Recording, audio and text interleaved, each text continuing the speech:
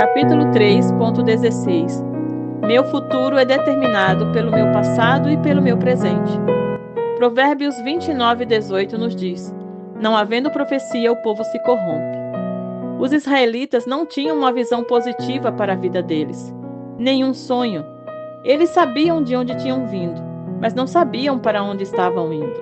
Tudo era baseado no que eles haviam visto e podiam ver. Eles não sabiam ver com os olhos da fé. Ungido para trazer libertação. O Espírito do Senhor está sobre mim, pelo que me ungiu para evangelizar os pobres. Enviou-me para curar os de coração quebrantado, proclamar libertação aos cativos e restauração da vista aos cegos, para pôr em liberdade os oprimidos e para pregoar o ano aceitável do Senhor. Lucas 4:18 e 19. Venho de um passado de abusos. Cresci em um lar disfuncional. Minha infância foi cheia de medo e de tormento. Os especialistas dizem que a personalidade de uma criança é formada nos 5 primeiros anos da sua vida. Minha personalidade era uma desordem. Vivia em simulação atrás de paredes de proteção que eu tinha construído para impedir que as pessoas me ferissem. Eu estava trancando os outros do lado de fora, mas estava também me trancando por dentro. Eu era uma controladora, tão cheia de medo que a única maneira que eu podia enfrentar a vida era sentir que estava no controle. E então ninguém podia me ferir. Como jovem adulta tentando viver para Cristo e seguir o estilo de vida cristão, eu sabia de onde eu tinha vindo, mas não sabia para onde estava indo. Sentia que o meu futuro seria sempre frustrado pelo meu passado. Pensava, como poderia alguém que tem o tipo de passado que eu tenho estar algum dia realmente bem? É impossível. Entretanto, Jesus disse que ele veio para curar todos aqueles que estavam doentes, com o coração despedaçado, machucado e ferido, aqueles que estavam esmagados pela calamidade. Jesus veio para abrir as portas da prisão e libertar os cativos. Não fiz nenhum progresso até que comecei a acreditar que poderia ser liberta. Tinha de ter uma visão positiva para a minha vida. Tinha de acreditar que o meu futuro não estava determinado pelo meu passado, ou mesmo o meu presente. Você pode ter tido um passado miserável. Você pode até mesmo estar em circunstâncias negativas e depressivas. Você pode estar enfrentando situações tão más que parece que você não tem razão real para ter esperança. Mas eu lhe digo ousadamente, seu futuro não é determinado pelo seu passado ou pelo seu presente. Adquira nova mentalidade. Creia que com Deus todas as coisas são possíveis. Lucas 18:27. Com o homem, algumas coisas podem ser impossíveis, mas nós servimos a um Deus que criou tudo que vemos do nada. Hebreus 11:3. Dê-lhe o seu nada e veja-o entrar em ação. Tudo o que ele precisa é a sua fé, e ele fará o resto. Olhos para ver, ouvidos para ouvir. Do tronco de Jessé sairá um rebento, e das suas raízes um renovo. Repousará sobre ele o Espírito do Senhor, o Espírito da sabedoria e de entendimento, o Espírito de conselho e fortaleza, o Espírito de conhecimento e de temor do Senhor. Deleitar-se-á no temor do Senhor. Não julgará segundo a vista dos seus olhos, nem repreenderá segundo o ouvido dos seus ouvidos. Isaías 11:1-3. Não podemos julgar as coisas corretamente pela visão dos nossos olhos naturais. Devemos ter olhos para ver e ouvidos para ouvir as coisas espirituais. Precisamos ouvir o que o Espírito diz, não o que o mundo diz. Permita que Deus lhe fale sobre o seu futuro, não qualquer outra pessoa.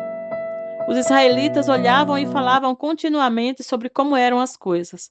Deus os tirou do Egito pela mão de Moisés, falando-lhes por meio deles sobre a terra prometida. Ele queria que eles mantivessem os olhos fixos no lugar para onde estavam indo e fora do lugar para onde haviam estado.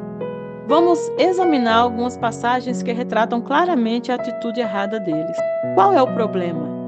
Todos os filhos de Israel murmuraram contra Moisés e contra Arão, e se queixaram da sua situação. E toda a congregação lhe disse: tomara tivéssemos morrido na terra do Egito, ou mesmo nesse deserto. E por que nos traz o Senhor a esta terra, para cairmos à espada e para nossas mulheres e nossas crianças sejam presas? Não nos seria melhor voltarmos para o Egito? Números 14, 2-3. Encorajo-o a estudar essa passagem cuidadosamente. Observe como esse povo era negativo, queixoso, pronto para desistir com facilidade, preferindo voltar à escravidão a continuar através do deserto até a terra prometida. Na verdade, eles não tinham um problema, eles eram o problema. Maus pensamentos produzem más atitudes. Não havia água para o povo, então se ajuntaram contra Moisés e contra Arão. E o povo contendeu com Moisés e disseram: antes tivéssemos perecido quando expiraram nossos irmãos pela praga perante o Senhor, porque trouxeste a congregação do Senhor a este deserto, para morrermos aí, nós e os nossos animais? Números 22-4. É fácil ver por meio das suas palavras que os israelitas não estavam confiando em Deus de maneira alguma. Eles tinham uma atitude negativa, de fracasso. Eles decidiram que iriam fracassar antes mesmo que tivessem realmente começado, simplesmente porque cada circunstância não era perfeita. Eles exibiram uma atitude que veio de uma mentalidade errada. Mas atitudes são frutos de maus pensamentos, falta de atitude e de gratidão. Então partiram do Monte Or, pelo caminho do Mar Vermelho e rodearam a terra de Edom. Porém o povo se tornou impaciente, deprimido, muito desencorajado no caminho. E o povo falou contra Deus e contra Moisés: por que nos fizeste subir do Egito, para que morramos nesse deserto, onde não há pão nem água? E a nossa alma tem fastio deste pão vil, desprezível, insubstancial. Números 21, 4-5. Juntamente com a outra atitude má que já vimos nos versículos anteriores, essa passagem nós vemos evidência nos israelitas de uma tremenda falta de gratidão. Os filhos de Israel simplesmente não poderiam deixar de pensar sobre o lugar de onde tinham vindo, onde haviam ficado por tempo suficiente longo para chegarem onde eles estavam indo. Teria ajudado se eles levassem em consideração seu patriarca Abraão. Ele passou por algumas experiências desapontadoras em sua vida, mas não permitiu que elas afastassem seu futuro negativamente. Com contendas não há vida. Houve contendas entre os pastores do gado de Abraão e os pastores do gado de Ló. Nesse tempo, os cananeus e os ferezeus habitavam nessa terra, tornando mais difícil se obter forragem. Disse Abraão a Ló: não haja contenda entre mim e ti, e entre os meus pastores e os teus pastores, porque somos parentes chegados. Acaso não está diante de ti toda a terra? Peço-te que te apartes de mim. Se fores para a esquerda, eu irei para a direita. Se fores para a direita, irei para a esquerda. Levantou os olhos, Ló, e viu toda a campina do Jordão, que era toda bem regada, antes de haver o Senhor destruído Sodoma e Gomorra. Como o jardim do Senhor, como a terra do Egito, como quem vai para Zoar. Então Ló escolheu para si toda a campina do Jordão, e ele partiu para o oriente, separando-se um do outro. Gênesis 13, 7-11. Abraão conhecia os perigos de viver em luta. Portanto, ele disse a Ló que eles precisavam se separar. Para andar em amor e assegurar-se de que não haveria luta entre eles no futuro, Abraão permitiu que o seu sobrinho escolhesse o vale que queria primeiro. Ló escolheu o melhor, o Vale do Jordão, e eles se separaram. Devemos nos lembrar que Ló nada tinha até que Abraão o abençoasse. Pense na atitude que Abraão poderia ter tido, mas escolheu não ter. Ele sabia que se agisse adequadamente, Deus tomaria conta dele. Levante os olhos e veja.